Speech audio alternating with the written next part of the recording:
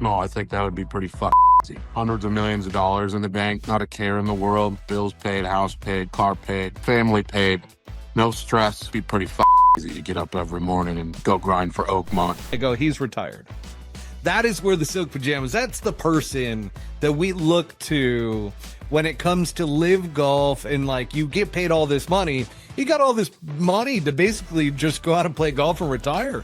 He doesn't have to like sweat it and grind his ass off anymore. I mean, he just did you guys see the photo shoot he did with Paul? Yeah, and he just listens to Teddy. Teddy, get me around the golf course. And I don't even think he cares. It's the U.S. Open. He wants to win a major, but I don't think he thinks like that. I don't think he's coming into this like, oh, all right, now it's a major. Can I keep this train going? Am I that guy? Can I get it done?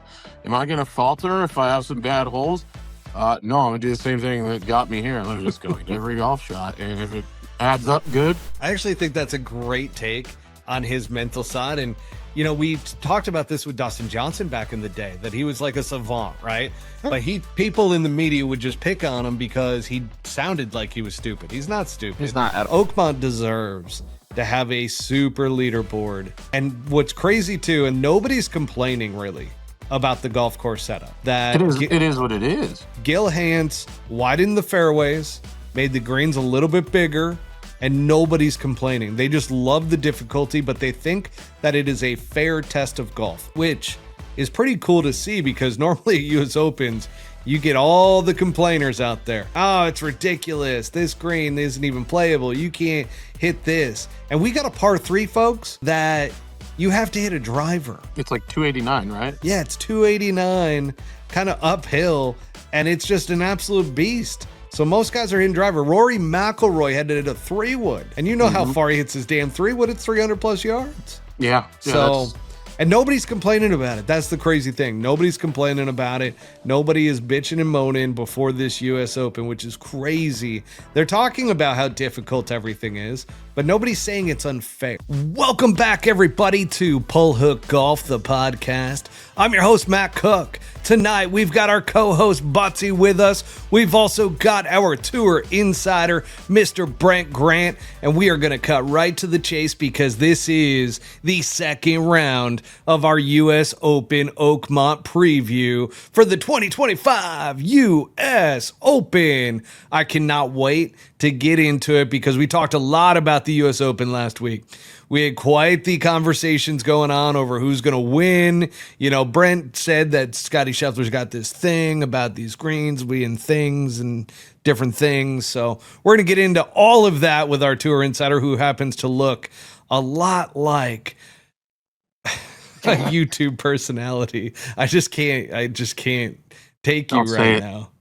Yeah, I'm not even going to say it, but you resemble him so much, Brent. It's not even funny. And then we've got Butsy with the fresh. Butsy's got the pre going on with the hat tonight. So as we get into this episode, we do want to give a shout out to our sponsors, Devereux Golf, folks. Utilize the promo code PullHookGolf20 at checkout for 20% off your entire order at DevereuxGolf.com. That's DEVEREUX golf.com.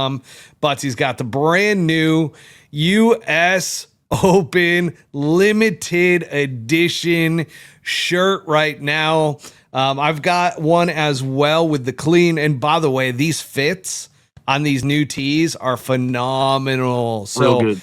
This blue one, and then they've got another one that's kind of retro looking that are more of kind of the loose fit that and a little bit shorter with the height of the shirt. Phenomenal stuff. But Butsy's got a hat right now that doesn't come out to July, so you guys are getting a very sneak preview. I'm obsessed with that hat. I'm also obsessed with this hat that I picked up today over there because guess what? It is the Devereux version of Oakmont Country Club right here. And I knew it right away. I told Bert, I was like, dude, that's sick that you guys did that. And he's like, you knew? I was like, oh yeah. I was like, you can tell. I was like, that's so sick. So the white with the navy. So we're dialed in tonight. Brent's over there just absolutely Terminator mode. He's ready for some action when it comes to that. We've got our regular audience member, Trot Golfer, our esteemed researcher, folks. So we always give him the moniker that he is our researcher, Trot Golfer, always helping us out. We've got JBTN23 jumping What in up, as JB? well. And guys, we also want to give a shout out to our other sponsors, Vice Golf. Utilize the promo code PULLHOOK at checkout for 15% off of all the golf balls right now. So go get yourself some. And by the way, if you add more than 2 dozen, they start to give you some bulk discounts. This discount goes on top of that. So go get yourself some Vice Golf. I've been playing the Vice Pro Plus for quite some time, and I absolutely love it. It's a premium golf ball for high swing speeds. But right over here, we've got the Pro the pro version, and I played that not that long ago just to try it out. Man, nice soft feel, good control around the green. So if you're in the medium swing speed area, that's definitely a golf ball you want to check out. They've also got some more on there as well, all in the hot list and so forth. But Austin Whittington is jumping on here, and he says, gentlemen, US Open week, let's effing go. We cannot wait. We are pumped for the U.S. Open. Also do want to once again give a shout out. You guys saw it last week to Custom Golf AZ on Instagram. Guys, if you need any work done on your clubs, he's opening up a shop out in Gilbert, and he refinishes the clubs. I mean, absolutely mint. If you guys haven't seen my Titleist 690 MBs that got done by him, they're absolutely phenomenal. We were out there on the golf course the other day, Butsy and I, and the gentleman we were playing with was like, holy crap, what are those? Let me see those. And just got obsessed with him. And he happened to be a club builder himself. So let's get into it, gentlemen. We're going to start off with the tee-off report with Butsy, which the theme here is waking up in silk pajamas. So you might get a reference here around what we're talking about. But there's a saying by former middleweight champ Marvin Marvelous Hagler. It's tough to get out of bed to do road work at 5 a.m. when you've been sleeping in silk pajamas. Butsy, if you got paid all that money to be on LIV Golf, we're talking about in the hundreds of millions, would you find it hard to wake up and train all year to play well at a place like Oakmont? No. No, I think that would be pretty fucking easy. Hundreds of millions of dollars in the bank, not a care in the world, bills paid, house paid, car paid, family paid, no stress. Be pretty fucking easy to get up every morning and go grind for Oakmont. If you can't do that, then you're a pleb. Pleb. I haven't heard that word in a long time. It's I funny. don't know what it means. I hope that's not bad. What started all of this, by the way, is I had a buddy who reached out to me today and asked me, he goes, Matt, what happened to Dustin Johnson? He's like, why is Dustin Johnson's odds so bad? One text said it all. I go, he's retired. And that is where the silk pajamas, that's the person that we look to when it comes to LIV Golf. And like, you get paid all this money. He got all this money to basically just go out and play golf and retire. He doesn't have to like sweat it and grind his ass off anymore. I mean, he just did you guys see the photo shoot he did with Paulina? Yeah. Oh, and I will say this, if it Really was good. anybody else, they would be ripped for it, right? We'd be on here. We'd be like, oh my God, I can't believe he did that. But in reality, like that was my first instinct, right? Was, oh my God, I can't believe he did that. And then I'm like, wait a second. This is Dustin Johnson. He's married to Paulina. The dude has lived the life. He's living on his boat all the time. And during the off season, he's just getting paid to show up at these LIV Golf events, and every once in a while he still gets to play in the majors. So, I mean, the dude's living the dream if you think about it. So you can't really hate on him for that. I know, Brent, you were shaking your head. What are you thinking over there? Yeah, what do you think, Laser? Laser thinks that Dustin Johnson had been looking for a way to check out for a long time. And the LIV Tour gave him that opportunity. And it's probably one of the main reasons he and Paulina are still together. Because I don't know if she'd have put up with the traveling schedule. And the simple fact of the matter is he was spending tens of millions of dollars a year on private jets, and you got to have pretty sizable bank account to be able to do that. So DJ loves the good life, and Austin Whittington just brought up Cam Smith, who checked out too. Well, guess what? Cam Smith also loves all the luxurious things. A lot of people don't realize that before he went over to LIV, this is a dude, he seems super casual, super laid back, right? However, he had a lime, I believe it was a lime green. I remember the interview with him, lime green Lamborghini in his driveway. And you're just like, whoa, okay, hang on a second. Like, this dude loves the nice things in life. So it's not surprising that he went over. We weren't surprised. We knew it weeks before it even like leaked out. Bobby Brown and I were on here to where, like, even Matt Every, when he came on, he's buddies with Cam Smith and was like, dude, he's gone. He'd been saying that if he had won XYZ tournament, which he ended up winning, I think, the Open and the Players.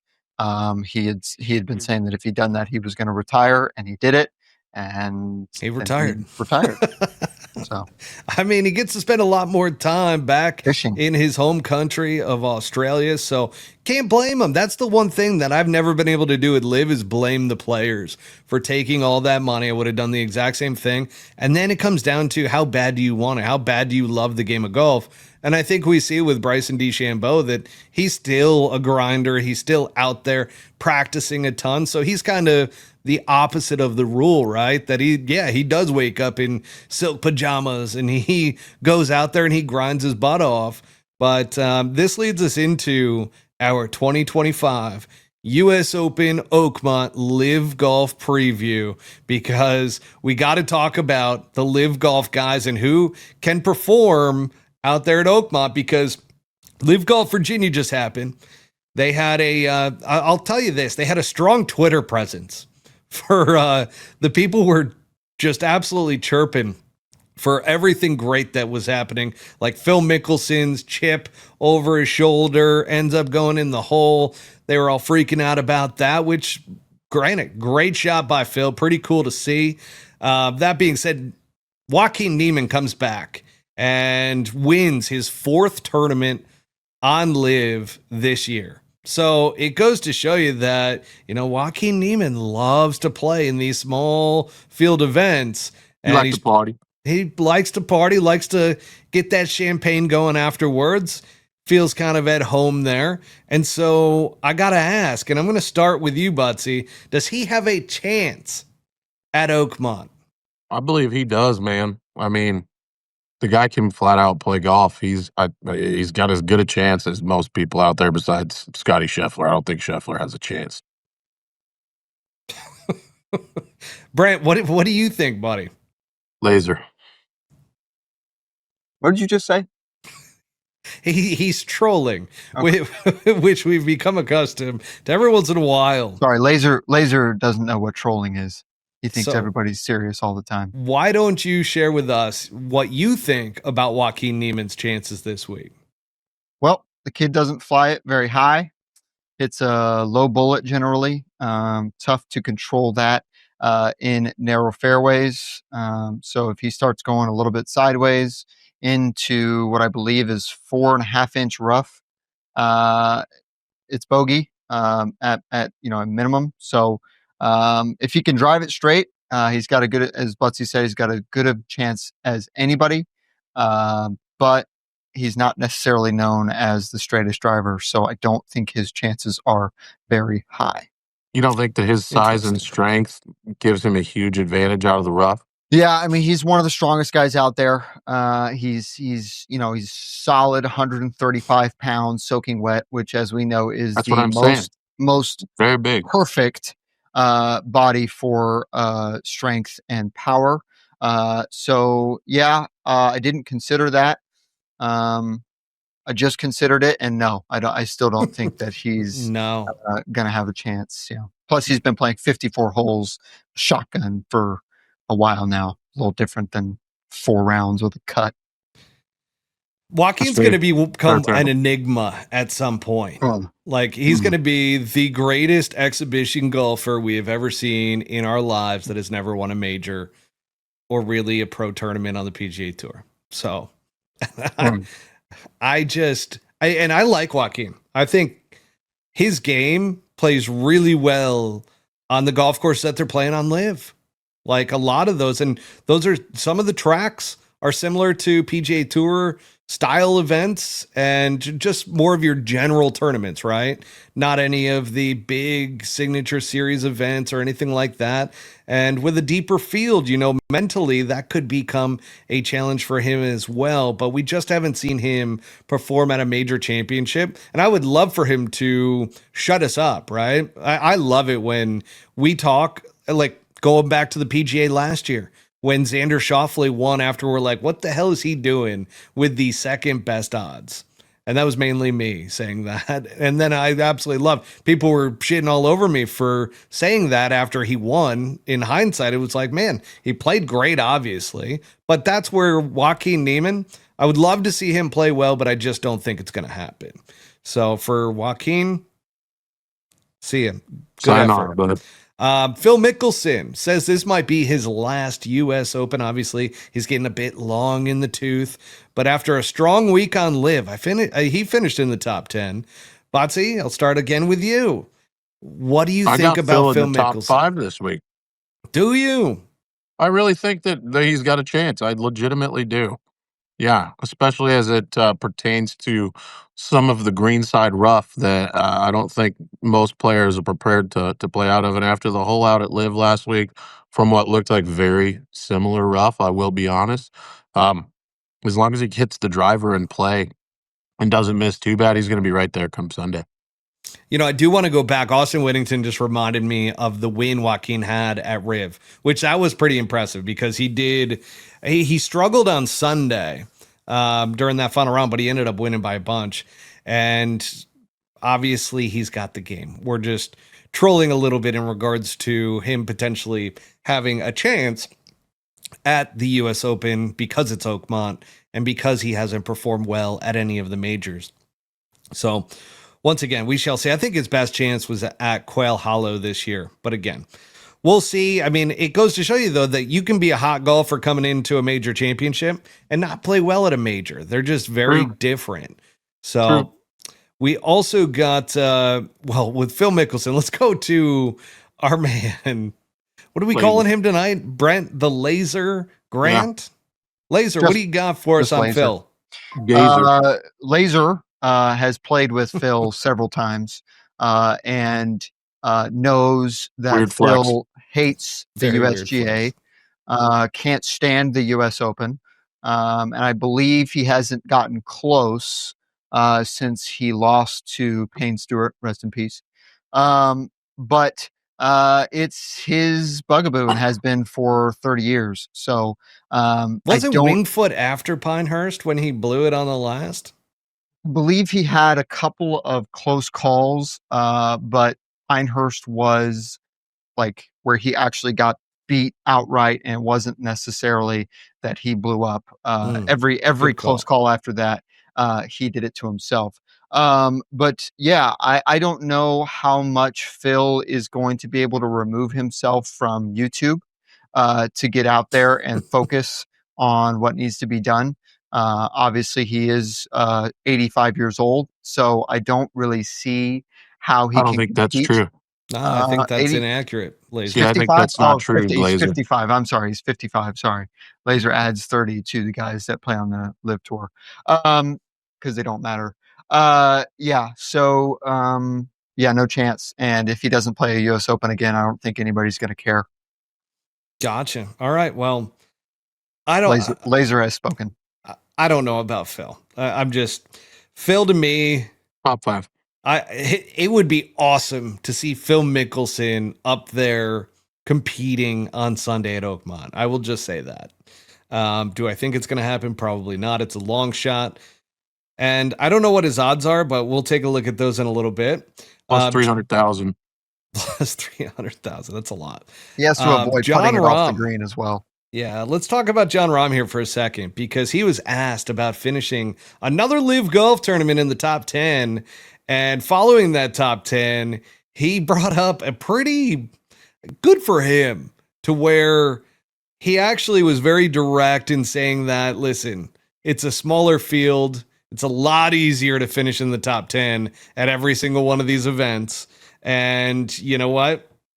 If I was playing in these deeper fields, I probably would have been like top 30 in a lot of these events.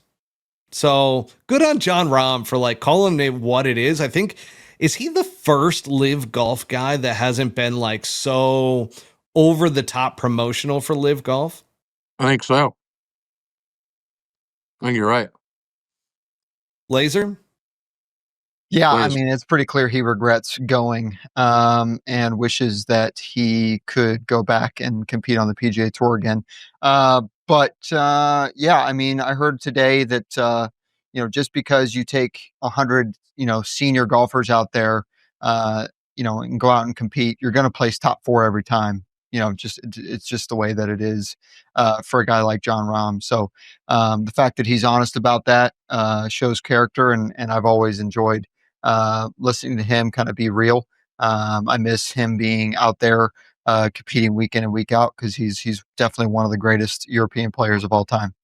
Trot says Hatton's the only one he thinks that has a chance. Now, No chance. I'm going to tell you that Jon Rahm is the one that more so because of that very honest interview. I've got a sense, and based off of his play in Virginia as well, I got a feeling he's going to compete again. I think he's going to be right there come Sunday, and I hope so because he looks jovial too. Yeah, I think he's in a good place. And look, Brent, I do think he has regretted the decision of going over to LIV, but I do think that he has accepted it now. Yes. But he's realistic about it all. Like he's no longer kind of upset and butthurt over it, so to speak. I think he very much so has kind of accepted this is his fate. This is where he's at now, but he's going to be himself. He's not going to sit there and, play it up for anybody. He'd be a good dark horse for sure. I mean, he's won a US Open before. He's won a Masters. It's still in there. I think if he can get his team and his mind to kind of be on the same page, and he can keep his emotions in check, top 10 pretty easily, and if not, top 5 and maybe even compete. They're coming down on the back nine on Sunday. Yeah. I'm not against it whatsoever.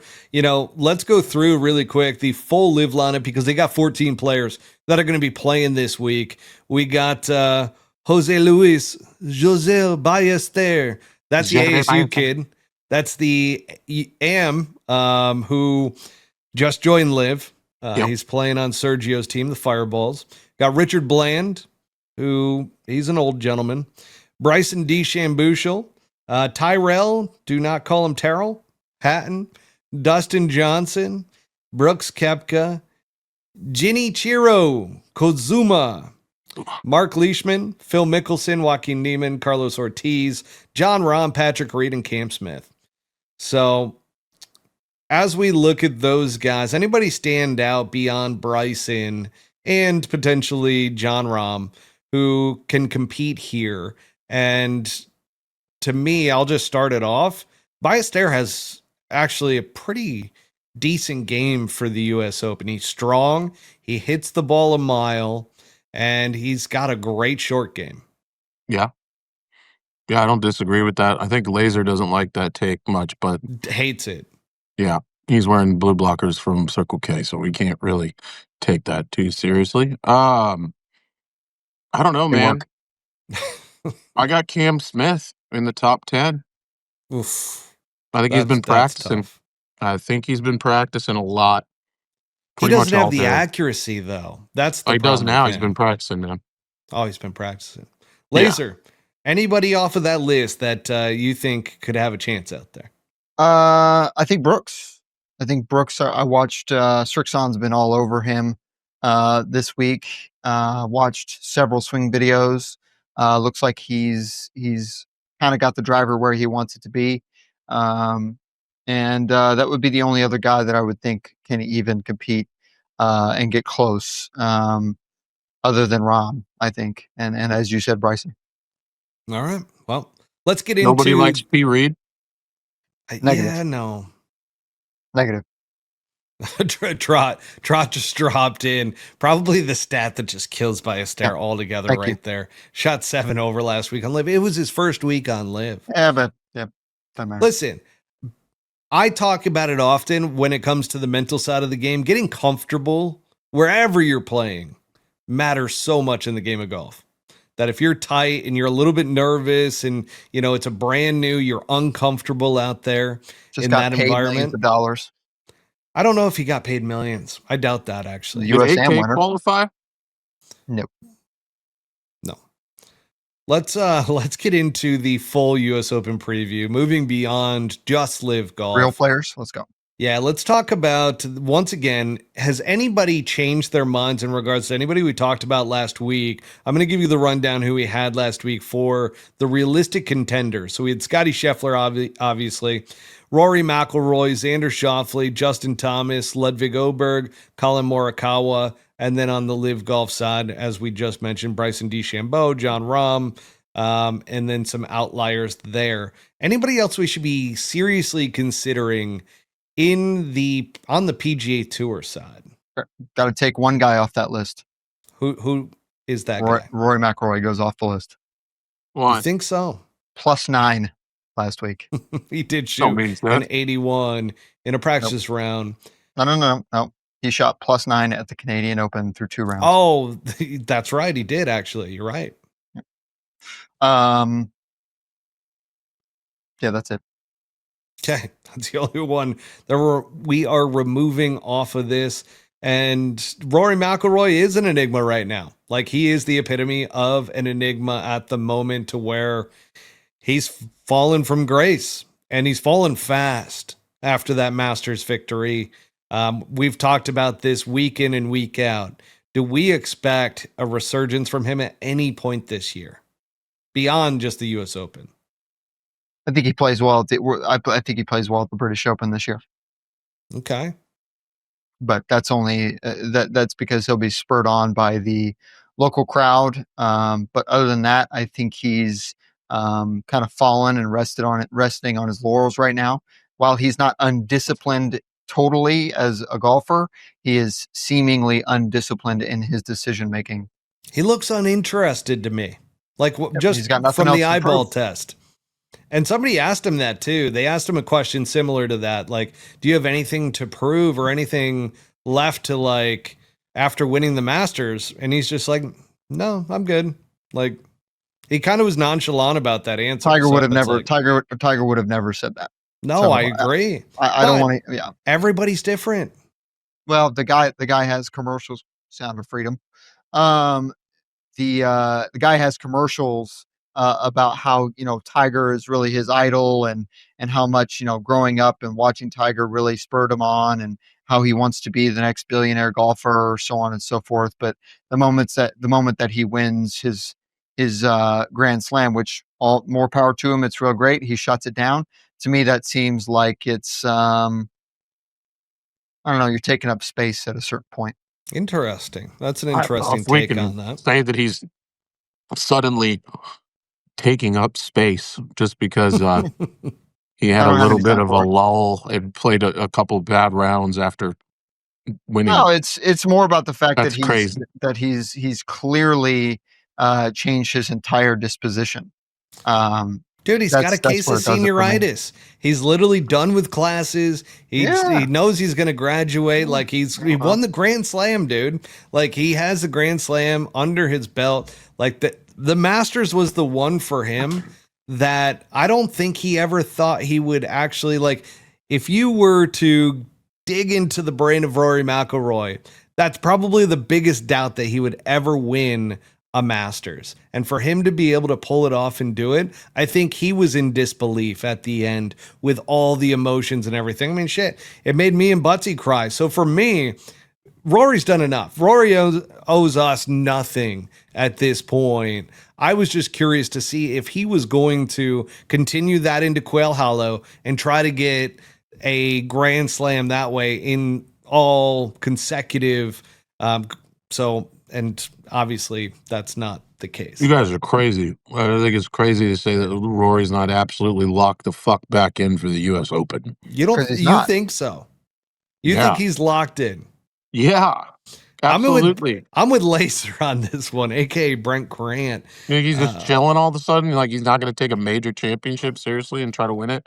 I mean, he's probably practicing and everything, but he seems like he's in such a spot where he's just kind of done. Like, I don't know. That is literally just a feel thing for me, looking at his disposition and the way he's been interacting with the media and how he looks on the golf course. I mean, you go to the Canadian Open and he loves playing up in Canada. Like, that's one of the tournaments that he loves to play in. He skipped the Memorial and ended up playing in the Canadian Open.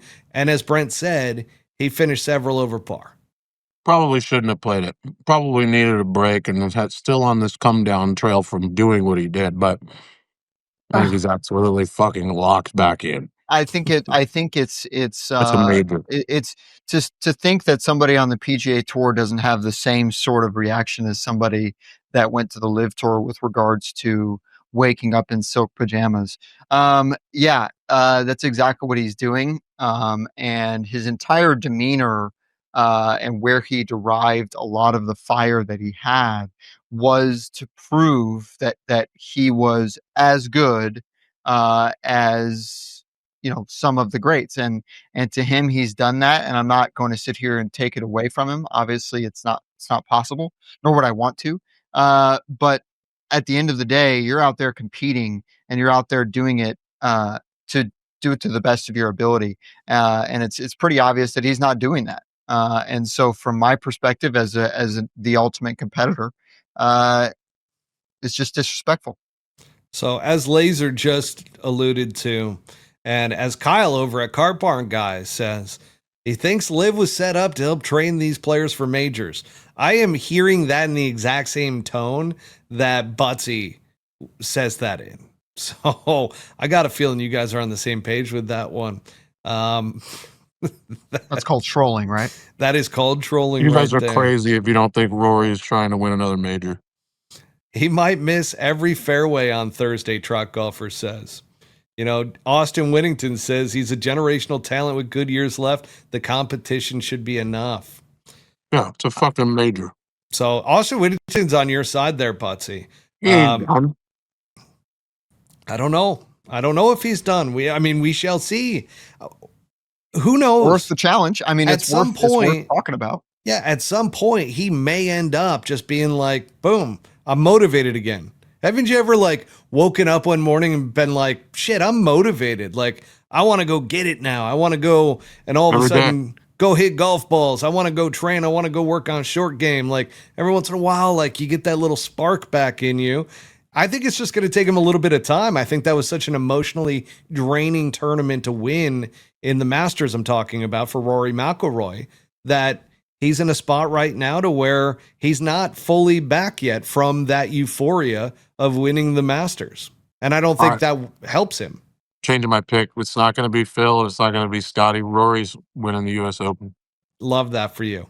Now, as we keep talking about this, the elephant in the room, and if you look at our social media clips lately, Scottie Scheffler, Scottie Scheffler, Scottie Scheffler, Scottie Scheffler, Scottie Scheffler. We have talked a lot about Scottie Scheffler. Yep. Because what we're seeing right now is something really, really special. And it's just, we all know the game of golf really well. We know that golf can taketh and it can giveth. Okay. And sometimes, you could be coming in the best form you've ever been, get a couple bad bounces out there, and you're done. You're out of a golf tournament. A place like Oakmont is one of those places where you can get a couple bad breaks. All of a sudden, some shots go into the deep, deep rough. You can't really get it out. Talk to us. And I'm going to go to Brent first on this one. Brent, Scottie Scheffler, if all of a sudden there's some bumps in the road come Thursday, is there a chance that he never recovers out there at Oakmont? Absolutely not. Scottie Scheffler is the greatest golfer since Tiger Woods. There is nobody that is doing what he's doing in his swing, in his game, and in his mind. I was watching comments today. Everybody was talking about how tough the golf course was, how difficult everything was. And he went out there and said, course is in great shape. Greens are great. Fairways are great. Rough is good. Time to go out and play some golf. So he's locked in. He's laser focused, as he always is. But we'll see. I still hold out that Thursday and Friday with the top players at a major, when those players are playing well, he has a hard time. So, we saw that last year. But I also think that the way his game is, it can be scrappy at times, and the problem is that if you get a little too scrappy at Oakmont, you make a 6, 7, or 8, you're battling back. So, do I think he's got the fortitude to battle back? Absolutely. Can't count the man out. But it's going to be tough. This is the toughest test of golf there probably ever has been. Batsy, what do you think, man? Can Scottie stumble out there? Or are we going to see him at the very least in the top 5? He's either gonna like win by 4 or not sniff it at all. I don't think it'd be close. That's what I got him doing. I don't know if he's going to be able to shuffle like he normally does in that kind of rough. Not as much footing. Less. There's more footing, I should say. Actually, he doesn't have anywhere to slip, so I could foresee maybe some sort of severe ankle injury, God forbid, or even a wrist injury. I don't think he's got very strong wrists. He's not wrong. I don't He's know. not wrong. Yeah, I don't know how you know about his wrists and the strength of them, but I could just see him. He's got little baby wrists. Interesting. Looks like I don't know, what are those pink, like flamingo leg is what his wrist looks like. I don't know how the closer we get to the start of the US Open at Oakmont, the more I get scared about Scottie Scheffler as just an absolute given. Just because of how difficult of a golf course it is. And again, if you hit some couple bad shots and you don't handle that well, or you get into the deep stuff and you start struggling around there and you make an 8 on a par 3, like that's not going to be something that you are going to recover from, really. So it's tough for me because I want to see Scottie in a tough situation on Thursday and then play really well thereafter. Like that's what I'm waiting to see. And Scottie Scheffler to me this week is obviously the favorite. It's just so tough to constantly play that high level of golf. I mean, he won the PGA Championship. He won the Memorial. Now all of a sudden, can he win the US Open? And if he does, guys, we're no longer talking. He's guy right now, but we're no longer talking about Scottie Scheffler and comparisons to other greats. We are now going to start comparing him directly to Tiger Woods. And that's where this starts getting pretty interesting because it's like, holy crap, like he's won 3 out of the 4 majors. Could he end up getting a grand slam heading into the Open Championship? That's what I'm going to be I would love to have those talking points ready to go as we head into the Open Championship with all of that on the line. But I do want to talk to you guys about my kind of secondary pick in Justin Thomas. Now, Brent, you're tough on JT a bit. Yeah. I want to hear from Laser in regards to Justin Thomas. What makes his game good for Oakmont? And then what makes him to where you're going to be critical on Justin Thomas out there this week? What do you think, Laser? Come on, Laser. Well, as the greatest driver of the golf ball that there has ever been, that's what it comes down to at a U.S. Open like this. And if JT can drive it well, he flies his irons high. He hits them pretty darn straight. They land like butterflies with sore feet. And that's necessary out there. The big problem is he's not a very big person. He's not necessarily the strongest. And so if he does get a little sideways, that rough will eat him alive. The other part of his game that I have yet to see come to fruition, especially after he decided to go to aim point, is his putting. And I believe the greens are rolling at about a 14.5 to a 16, somewhere in there. So probably come Thursday, if there's no rain, which I haven't looked at the forecast because Laser doesn't care about the weather. Uh, uh, we'll see Laser what is the happens. weather. I am the weather, exactly. I did look at the weather. It's supposed to be clear and sunny all 4 days. So they'll get him to about probably 16.5 to 17 and keep him right there. If he can putt well, if he can drive it well, I think the rest of his game is good enough to compete with anybody. But we'll see. He has not shown me that he has the mental toughness that, He gets that I hot have. out there. He gets hot. So from a mental standpoint, and it's funny because you think that players are really good at analysis, right? You just think, okay, you play professional golf, you're out there week in and week out. And I heard Justin Thomas talking about Scottie Scheffler and how his mental game is just so solid. And I kind of sat there and I'm like, I don't know if JT is right on this one. Like, Oh, I think his ability, his talent, like carries him a long way when it comes. I mean, he's the best ball striker on the planet. I don't think you can have a lacking mental game and do what he's doing right now. I just don't think that's. I think he's almost automatic though, which is good because in the mental game, you don't want to think about it. You want your subconscious to take over. That's what I mean. Like Yeah. that would be the definition of having an amazing mental game is to not have one at all. I guess the thing that miffs me is just that you never hear him talk about it. You never hear him there's nobody around his circles that even mention that he works on his mental game. So I guess to me, it's just kind of one of those rare things. And then we've seen him falter in those pressure filled moments to where it's like one putt, one shot that you have to have. And we've seen him struggle in those. And we've seen him struggling coming down at the FedEx before. So it's like, okay, those things are there. But when he's cruising along, he's so steady. He's absolutely rock solid. But yeah, Justin He hasn't Thomas. won the hero either, right? Well, again, I mean, I was just about to say, In order to be great, you got to win the hero.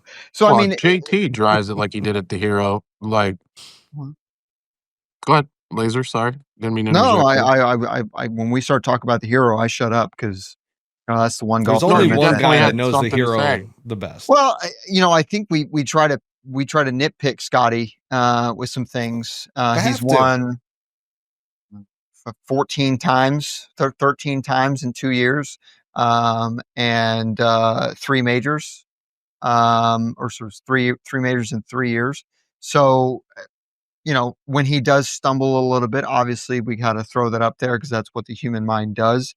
But at the same time, I think the reason why he doesn't talk about it is because he doesn't even think about it that way. His decision making is based off of what Ted tells him to do. And he goes out there and tries to execute the shot the best way he can. And it just so happens that he is probably the most gifted athlete as far as hand-eye coordination that has played the game of golf. There's nobody that has been as successful as he has and done what he's done with the golf swing.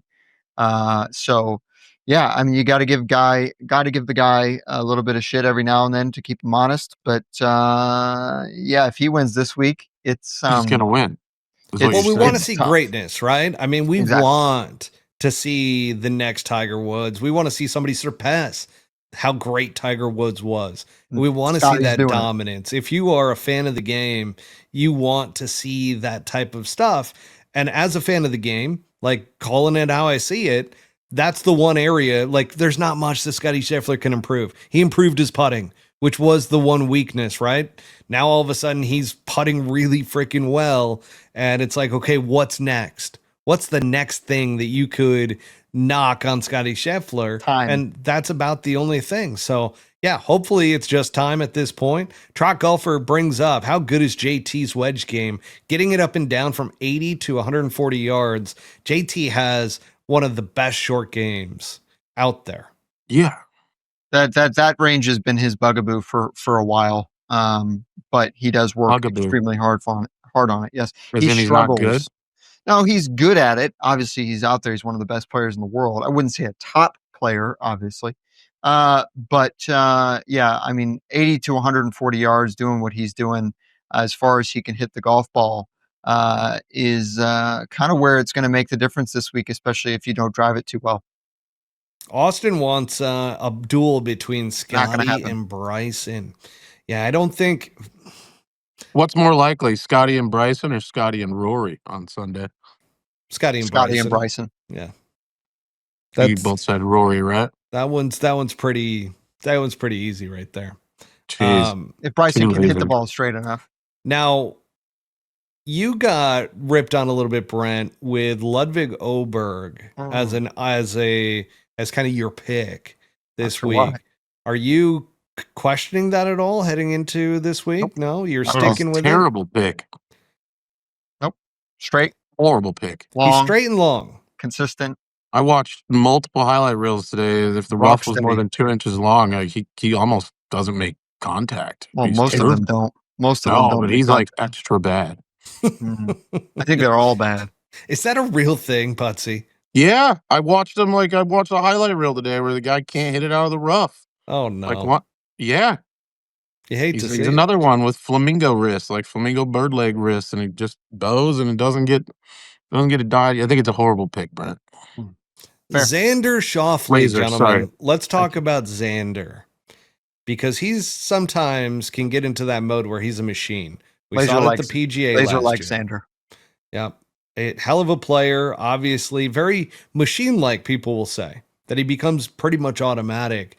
Do we like him at the U.S. Open in this type of Yeah. environment? Yeah, Absolutely. yeah. Could He's my we number see 2 a pick. Scottie Scheffler, Xander Schauffele? I think what we're going to see Battle. is 3 or 4 different guys kind of get after it, and then it's basically who makes the putts at the end of the day.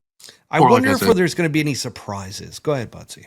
No, I like what you just said. Surprises, like that's what it's either going to be a surprise or Scotty wins by like 4 or 5, something like that's Yeah, kind I of agree. what Now, I will admit, right before this podcast, I popped on because the one thing I do like from the Golf Channel is their live from feed that Yeah. they do. It gives you some insights and so forth that unless you're there on the ground, you really don't have. And so obviously we're not there this week. Wish we were. But that being said, they were talking about how the range in the estimated final score is so broad based off of what happens to the golf course this week. They said if it dries out a lot and becomes firm and fast, that we could be looking at 8 to 10 over par this week. What do you guys think about that? No, Laser No. is just shocked. That's ridiculous. no, it won't happen. So we're saying that over 4 days, That's clickbait. those guys are shooting 2 to 3 over a day. Is that and that's Yeah. considered? I mean, here's the big problem.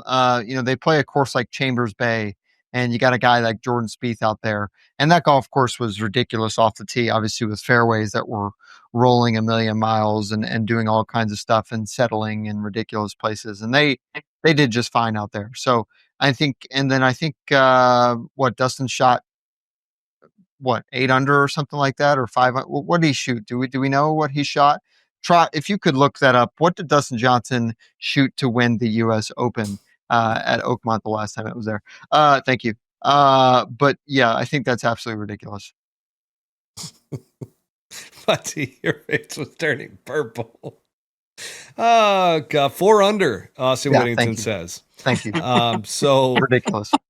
as we go through it, guys, actually, there's one more I want to talk about before we get into the updated betting odds, because a lot of people liked the little segment that we did on the betting odds last week. And we got to update some of the odds because they're a little bit different this week. Mhm. But that being said, Colin Morikawa, is he long enough? Which, before I even ask you guys, he tends to hit the ball a long way when the ball rolls. So if it gets firm and fast and he's able to hit that bullet cut, that thing goes a long ways. It does. He hit Colin Morikawa hit the ball very far when the ground is like a cart path. Who doesn't? Laser. Who Like, doesn't? Any shout out at Colin Morikawa this week? he hasn't sniffed anything really much this year, has he? So I'm trying to think. the guy's a great Last year player. he was there every tournament. Yeah, he's a great player. I'm not going to take anything away from him. Again, not a top player, but wow, not a top. No. I will argue with you on that one. Colin Morikawa is a top player. Sorry, oh my god, that's dumb, Laser. Laser, that's a bad take. Well, I'm number one. Laser's number one. Then Scottie, then Rory, then Xander. Dude, Laser looks like he's headed to an ice rally. I think the forever chemicals in those glasses that he got from the gas station have already affected. This is how you get one with the environment. He's headed to an ice rally soon. Yeah. That's what he looks like. 100%. Yeah. Is that a mustache too that I'm seeing out of you? You're kind of like just a laziness. Yeah. Laser doesn't care. Yeah, right. You're trying to grow that. Don't fucking lie. Dude, I think we found a new nickname for Brent. It's Brent Laser Grant. Yeah. Yeah. Laser only comes out during U.S. Open weeks. BLG. He has played in the U.S. Open, folks, so don't think that he is completely full of shit because he played in the U.S. Open at L.A. Country Club. That Mr. Brent Grant right there, a.k.a. Laser. Laser. Pew, pew. Updated now, betting odds. Real quick before we get into the betting odds, I just got to know, because I know Brent, I think, well enough, where I think he was probably driving down the freeway at some point today or whatever on his long drive, and he's like, I'm going to be this character tonight, I think. And did you like look into the rearview mirror? Was this something that you practiced, your affect and tone and stuff like that? Like at least a little? Don't lie. I think I'm just letting the beast out of the cage. I like it. I got to tell you, it brings a new element to the table. It's good. Sometimes you just got to be the alpha. That was tough for me to say. I think his alter ego is just starting to shine that through. Was tough. He couldn't fucking keep it together. He was struggling on that one. Got a long way to go, boy. Yeah, you've got some practice to do. By the way, did see some of your social media clips recently. Definitely terrible. Yeah, definitely new to the game, but don't stop, man. It's awesome to see you putting out that content. You're only going to get better and better. Just trying to get out there and show the people what they need to do, man. I'm tired of all these idiot coaches and all these people not doing right. So, well, I also love the fact that you have a little Mo Norman in you when you finish your golf swing and you point at the shaft out. Little Mo Norman. It'll let the people know. Yeah, that thing. You got a Mo Norman. Get that bait off there. Let's get into the betting odds. Let's get right in to the updated 2025 U.S. Open Oakmont betting odds. And Scottie Scheffler has not changed. He is still plus 280. We got Bryson DeChambeau moved up a little bit. He's now in solo second, folks, at plus 700. Rory McIlroy and Jon Rahm are now tied at plus 1,200. Xander Schauffele, Ludwig Oberg at plus 2,200. Plus 2,500 is Colin Morikawa. Joaquin Niemann moved up to plus 3,000. Plus 4,000, we got Tommy Fleetwood and Justin Thomas. Plus 4,500, Patrick Cantlay, Shane Lowry, Sepp Straka. Plus 5,000, Tyrrell Hatton, don't call him Tyrell. Jordan Spieth, Victor Hovland, Brooks Koepka, and Corey Connors is up there. That one is we got to talk about that in a second. That one just caught me off guard. Plus 5,500, Russell Henley. Plus 6,000, Matt Fitzpatrick. He has grown up to be Matt. Don't call him Matthew. Hideki Matsubutsi. There we go. And we got plus 6,500 with Jason Day, Wyndham Clark, Ben Griffin. Plus 7,500 to Sam Burns. Plus 8,000 with Keegan Bradley. Plus 9,000 with Daniel Berger. And then, that pretty much wraps it up. My God, I didn't see Shane Lowry in there. And I think I screwed something up here. Because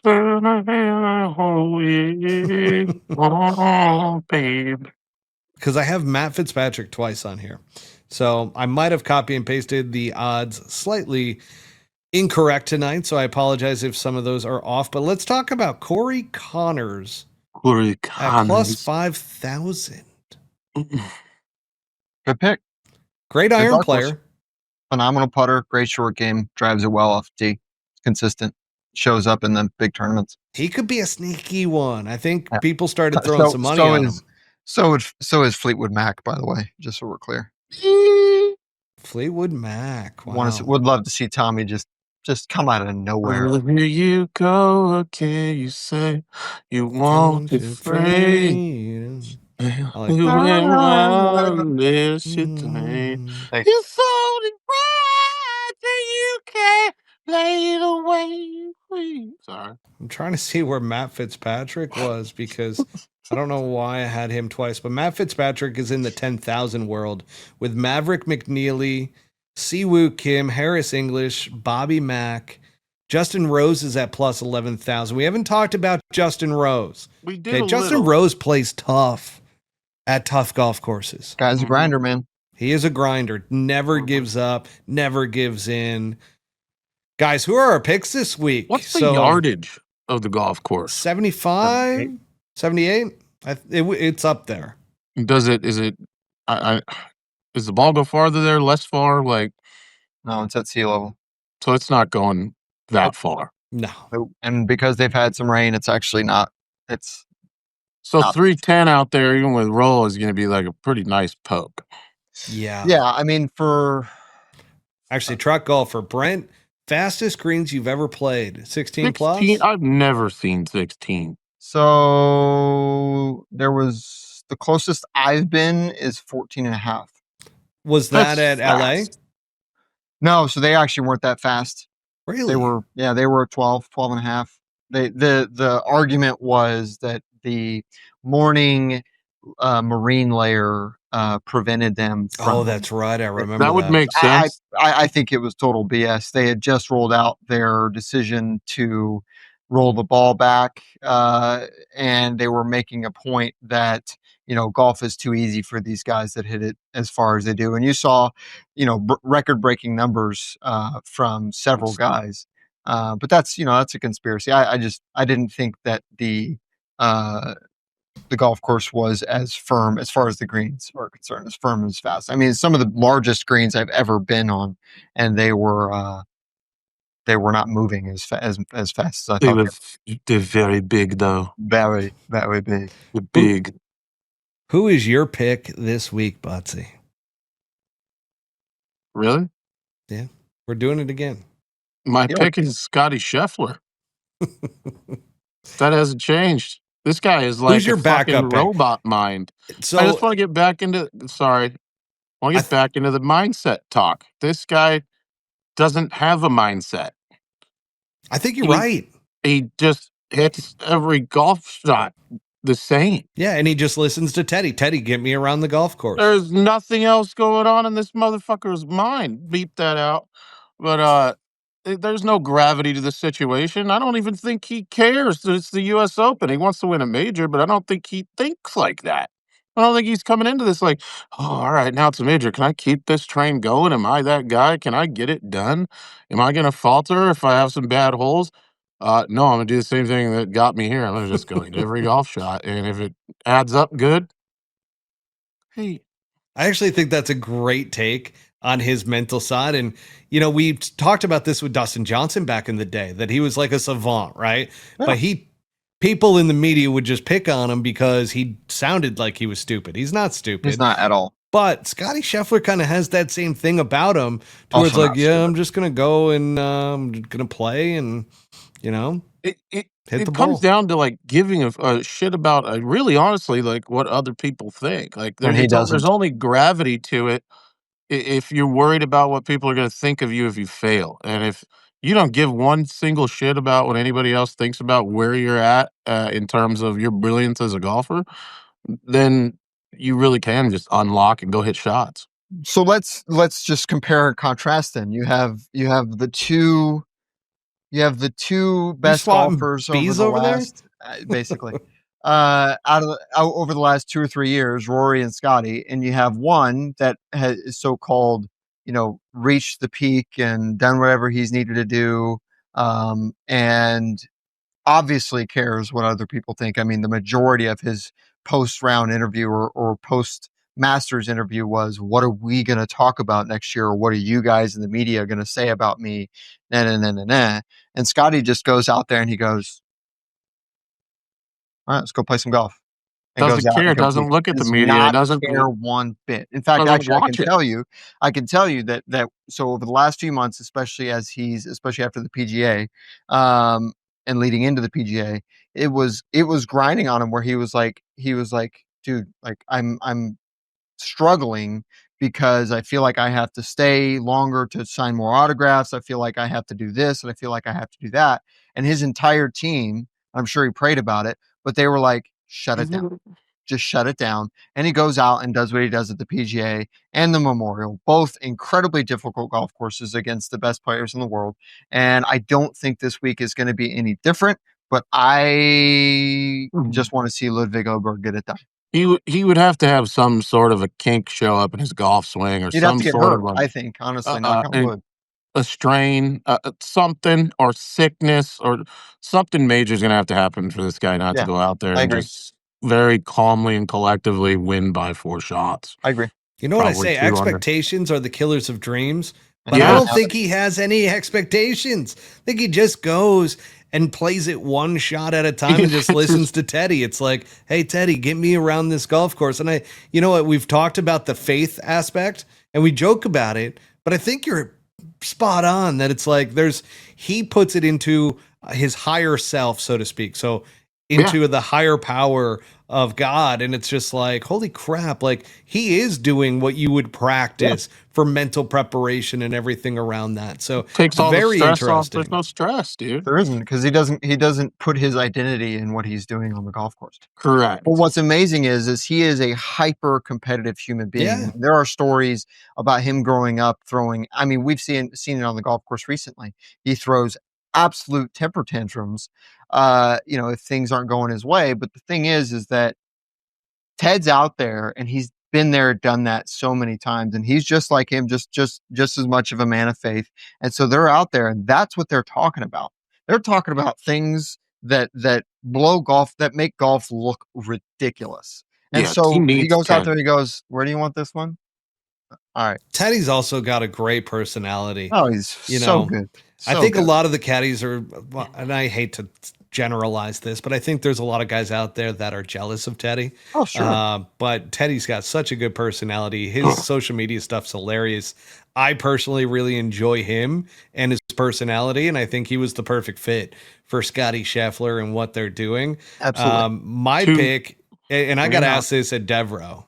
Well, hang on. Let me stop you. So you had originally asked me, not Scheffler, dark horse. Oh, the second. I Your just second want to throw it out there. I've been saying this for a couple Doesn't have to be dark horse either, by the way. It's if Scottie doesn't win for whatever reason, Scottie breaks an ankle out there, gets arrested again, or go ahead. I don't think it's gonna, like I said, I don't think it'll be like a massive surprise, but I do think it'll be like, oh, forgot about that guy. Straka. Sepp Straka. Sepp, big man. I love that you call him Straka. Yeah. That's how he should pronunciate his last name. Straka. I think Straka might just come in there and, whoa, where the fuck did Straka come from? And there he is. Playing well all year. Yeah. What are his odds? Let's see what his odds are. So Sepp is plus 5,000. Yeah, 5,000. Five. He's in that. Walk me through. What does that mean? So you put down X and you get what? If you put down $100, you get $5,000 back. So 100 is the minimum. Or I'm sorry, not $5,000 back, but you win 5,000 plus 5,000 X your bet. Yeah. So that's you get your original bet back plus the $5,000. Oh, plus, not times. Correct. No, yeah, not multiplied by. Oh, okay, gotcha. That wouldn't make any sense. All right, got it. Well, thank you. $10, 500, and so on. Man, I'm going to tell you right now, Scottie Scheffler, in my mind, and I said this at Devereux today, they asked me, they did the little clip, and I'm like, it's Scottie Scheffler. Unless something happens to Scottie Scheffler.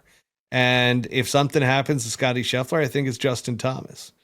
Which Burt Brunner is not a Justin Thomas fan for whatever reason, just doesn't like him. And he's just like, oh, can't stand that one. So But Justin Thomas, I just have a feeling about JT because JT's either going to show up and play really, really well, or he's going to play terrible and probably miss the cut. So that's kind of the way that JT has been playing over the past year or so. So I got a feeling that catch a little fire with JT, but that would be pretty cool if we got to see a battle come down to Sunday where you got Scottie Scheffler, you got Bryson DeChambeau, you got Jon Rahm, you got Justin Thomas, and all these guys are battling That'd be for cool. the victory. We didn't get it at the PGA Championship, and I really feel like we should have gotten it at the PGA Championship. Like that was tailor-made for that type of showdown because so many guys were playing so well and they all play well at Quail Hollow that it just would have been absolutely sick to see. But man, Oakmont deserves to have a super leaderboard. And what's crazy too, and I heard this on the live from before this show, is that nobody's complaining really about the golf course setup. That It is what it is. Gil Hanse widened the fairways, made the greens a little bit bigger, and nobody's complaining. They just love the difficulty, but they think that it is a fair test of golf, which is pretty cool to see because normally at US Opens, you get all the complainers out there. Oh, it's ridiculous. This green isn't even playable. You can't hit this. And we got a par 3, folks, that you have to hit a driver. It's like 289, right? Yeah, it's 289, kind of uphill, and it's just an absolute beast. So most guys are hitting driver. Rory McIlroy had to hit a 3-wood. And you know how far he hits his damn 3-wood. It's 300 plus yards. Yeah.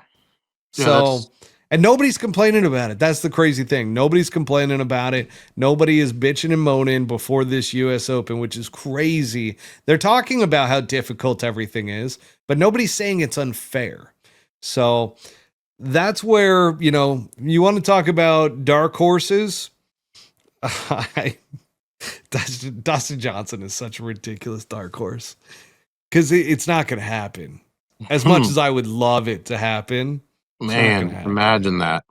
And that's the only one. Bud Colley's the other one, but I'm just like those. I'm not even throwing bets on them. You really can't if you're gonna like try to win money. Yeah. Oh man, but I do have a question for you guys. Which players aren't complaining about it, but do you think it's right to have a par 3 that you need to hit driver on? Here's my take on the par 3. There's no huge gap where there's going to be a couple players in the field that have an extreme distance advantage, so they're hitting 4-iron on it, and other guys are taking wood. Like it's going to be a fucking mashed 3-wood, or somebody's going to cut a driver in there. Either way, the skill required to hit the green, or let alone make a birdie or get out of there with a par, is going to be. I think it's going to be equal across the field. I don't think Bryson's going to step up there and hit 2-iron onto the green, high and soft, and have some huge advantage because he's so fucking long. Everybody's going to get there, and it just is what it is. Like, so I don't know. I think it's just fair. It's probably a hole you're trying to get out of with a 3, 4 at worst, and move on, and that's just what that is. Brent? I don't know. Yeah, I mean, obviously they're not going to play it all the way back every day, but I think where it kind of proves the point, and I'm sure guys are doing it. They're building a certain club, maybe a strong 5-wood or something like that, or a 4-wood that they can fly a little higher, a little softer, and exactly. And if Butsy was out there, I mean, obviously it'd be like soft a 5-iron, smooth cut little 5-iron. But aside from the longest player of all time, most of us mortals, would be looking to play that hole at 250, 260, and then maybe one day at 280. But we'll see. I think for a guy like Bryson, for a guy like Rory, and even I can't really. I mean, Ryan Fox is another guy that hits in an absolute mile. But everybody else, like you said, Butsy, is going to have to kind of knife something in there, do a little. I like what you do a said. little surgery. Building a club for it. Like I wouldn't be surprised to see a bunch of mini drivers out there where it's, somewhere 100%. between driver and 3-wood that you can get a little oomph out of, but Yeah. like 13-degree mini driver, Do you slight think cut. that's why we might have seen a resurgence out of mini drivers this year, knowing that Oakmont was coming up? No. I think it was bound to happen. I think a lot of players have been looking for something that they can hit long off the tee instead of their driver, and they don't see a big takeoff of spin from the 3-wood. A little bit more playable. You can Yeah, work the ball a little and bit it better. seems like there are a lot of actually longer players that are using it. So it seems to me that there's definitely something happening, that they're pushing it out there. But yeah, and then the other thing is obviously the public goes nuts over something so weird. What hole is that? What hole is it on the golf course? 13 or 6 or something like that. Is it on the back nine? It'd be cool if it's on the back nine because I could like make or break. Yeah, could you about imagine if it was real like quick. 16? How crazy that would be. Like Well, you you're go back one to up. the PGA, right, at Harding Park, but that was a par 4 that was It was a drivable drivable, par 4. and that Is led to there- Colin Morikawa winning. Is there fairway short of the green? Like, is there a spot where it's easy to have sure. a regular little pitch shot if you miss 250, or are you missing that green with a long 3-wood and you're just in that nasty rough trying to get up and down? I think the members probably play it. So it's 8th hole. Thank you, Trot. But yeah, there you go. Run up. Yeah, Of course, our researcher gets it done.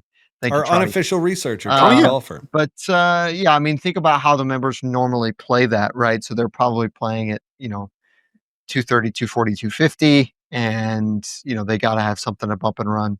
I mean, I saw Zach Blair putt one on a par 4 from 120 yards.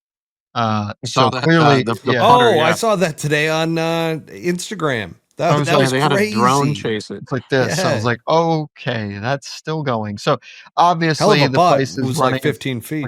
Yeah, it was stuffed. But yeah, I mean, but look at, you kind of saw the way that the image of that par 4, big square green, but then you saw kind of shelf here, shelf there. So again, I mean, it's big green, but small targets. So it's really going to make the difference. Cool. Forget about it. You got anything else for us tonight? Xander Schauffele is my second pick.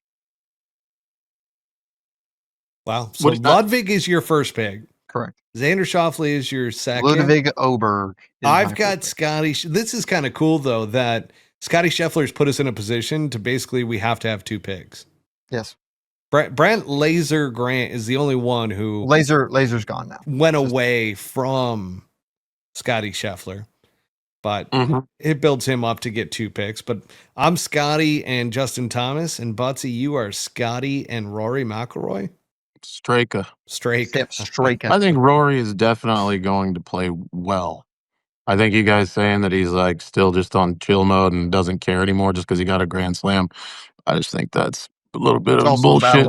Battling it's with just some what I equipment see. issues as well. It like nobody's in his brain, right? It's just literally how he looks, how he's been talking to the media, everything. I don't see that. I get that fire inside of him. I think we're going to see a different guy come Thursday for a major. That'd be cool. I'd love to see it. When everybody's playing well, the golf is more fun to watch. It's a more fun when everybody's good. Austin Whittington just brought up, you can bet the field without Scottie. So they're starting to do that now. So you can go ahead and we can throw in our second picks for except for Brent. Brent cannot. That's ridiculous. Are you kidding me? So they're basically saying, yeah, he's going to win. So I mean, he's plus 280. I mean, so he's 30 points above what he was at the Memorial, and it's basically the same guys playing. No, so the odds are tighter this week because of how difficult the golf course is. But the Memorial, the second place guy was plus 1,600. This week it's plus 700 with Bryson DeChambeau. Oh, okay, a little closer. A little close. Interesting. How has Scottie not won the Hero though? That's what I want to know. A guy didn't play last year. Yeah, I don't think he played. That's why. So he's definitely playing this year, knowing that. Well, he has to win the 5th major. Yeah, like to get the real Grand Slam. And I don't know if Rory looks at it the same way, but I almost let us go without the final segment, picking the right score. So we got to start off. Butsy, what is your final winning score for the U.S. Open this year? How many over or under? Scottie or Scheffler even? -3. Okay. I am well, Brent, you go ahead. -6. -6, Brent says. I am going to go +1, Scottie Scheffler. There you go. I didn't even ask for the names, but we got them anyways. Oh, Trot just threw in there. Look at that. Me and Trot are on the same wavelength. There we go. +1. No, that's it. All right, gentlemen. That's going to do it for tonight. We do want to give a shout out to our sponsors, Devereux Golf. Utilize the promo code PullHookGolf20 at checkout for 20% off your entire order at DevereuxGolf.com. They've got this sick head cover, which Butsy, the back of Butsy's shirt is this lady, and she's riding an absolute missile. Do it like a lady. So that head cover is phenomenal. They've got it in gray for the driver, and then check out. I had to the blue. Oh, she's upside down. There you go. The blue blade putter cover. This Very blue nice. is sick with the orange. It's absolutely dope. So definitely go over to Devereux Golf. Get yourself some items over there. And I'm trying to think. Oh, and above me is the US Open hat that they have, which is absolutely sick. Retro, old school style. Love leather that. strap back too, right? Yep. It's got the leather strap back. I've got the Devereux play on the Oakmont Country Club logo. This hat's just super clean. I love their shirts that they just came out with too. So yeah, make sure to utilize that. PullHookGolf20 at checkout.